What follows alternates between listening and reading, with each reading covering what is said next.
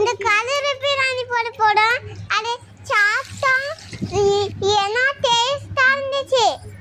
உங்களுக்கு வேணா இங்க வச்சிருக்கேன், நீங்க பாருங்க எப்படி எங்க அம்மா பிரியாணியா வீடியோ போட்டிருக்காங்க.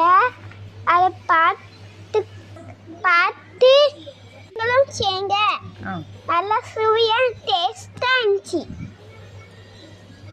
ஹாய் ஹலோ மக்களே, இன்றைக்கி நம்ம என்ன வீடியோ போட்டிருக்கோம் பார்த்தீங்கன்னா, கொண்டக்கடலை பிரியாணி எப்படி செய்கிறதுன்னு போட்டிருக்கேன். அந்த லிங்கை பார்த்துக்கோங்க. அந்த மாதிரி நீங்களும் வீட்டில் கொண்டக்கடலை பிரியாணி செய்யுங்க. சின்ன பிள்ளைங்களுக்கு ரொம்ப பிடிக்கும். கொண்டக்கடலைனாலே ரொம்ப சத்து உடம்புக்கு.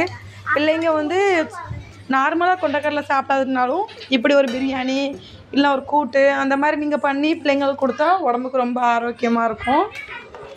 ரொம்ப டேஸ்டியாகவே இருந்துச்சு. என்னோடய பிள்ளைங்க ரொம்ப விரும்பி நல்லா சாப்பிட்டாங்க. நீங்களும் நல்லா சாப்பிடுங்க.